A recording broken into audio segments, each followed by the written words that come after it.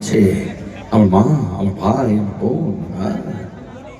যদি এখানে মিঠুন চক্রবর্তী আসতো কি বলতো? তোমাদের এখানে এসে খুব ভালো লেগেছে, যারা এখানে আছে আমার বাড়ির লোক আছে যেন মাথায় থাকে। যদি এখানে সঞ্জীব কুমার আসতো কি বলতো? ऐसा लग रहा है, ऐसा लग रहा है हम लोगों ने देखा है, मुझे फिलहाल याद नहीं, मैंने आदि के शूटिंग में देखा था क्या। যদি এখানে গুলশান গ্रोवर আসতো কি বলতো? और मुझे सपना के संग गाना गाना है, मैं सपना के लिए मर जाऊंगा, ओह मैं बैटमैन। যদি এখানে গোবিন্দ আসতো কি বলতো?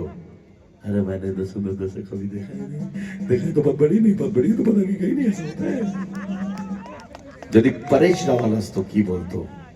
अरे नहीं रे बाबा, ऐसा लग रहा बाबूरा को ये लोग नहीं पहचानता, ऐसा होता है बड़े बड़े शहरों में, ऐसा चलता है, कौन सी बड़ी बात है।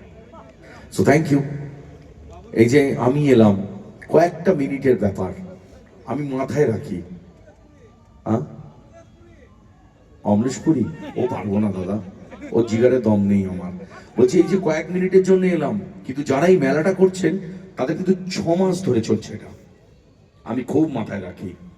সেই জন্য যখন যেখানে যাই জীবনের একদম শেষটা নিংড়ে দিতে চাই।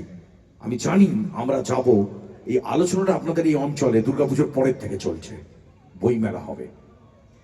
যে কষ্ট করে টাকা তোলা হয়, যেভাবে স্পন্সরশিপ, যেভাবে মানুষের ঠক্কর খেতে হয়, সবার অভিশাপ খেতে হয়, তারপরও তারা এই মেলাটা করেন।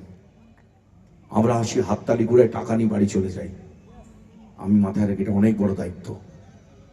তাই তাদের জন্য যারা এই মঞ্চটা এত সুন্দর করে তৈরি করেছেন, একটা সিনেমা ভালো হলে, একটা সিরিয়াল ভালো হলে তার পেছনে 1000 জন মানুষ থাকে, তাদেরকে কেউ চেনে না, আমাদেরকে লোকে চেনে, তারা আমাদের হাতে করে তৈরি করে। এই মঞ্চটা যিনি তৈরি করেছেন, যতটা বচসা হলো সবকিছুর সঙ্গে ফাংশনটা ভালো করার জন্য হলো। কারণ আমার দর্শক আমার ভগবান সামনে, আজকে আছি কালকে বলবে চল বিশ্বনাথ, আমি শেষ। দর্শক ছাড়া অমিতাভ বচ্চন হবে না, দর্শক ছাড়া শাহরুখ খান হবে না, চুনোপুটি বিশ্বনাথ তো কোনো ধুলোই উড়ে যাবে। এই যারা বাজালো, যারা সাউন্ড করলো, যারা লাইট করলো, সবার জন্য একবার জোরে হাততালি দেবেন। চলো থ্যাংক ইউ, দেখা হবে আবার। শেষ করবো মোহাম্মদ রফির গান দিয়ে।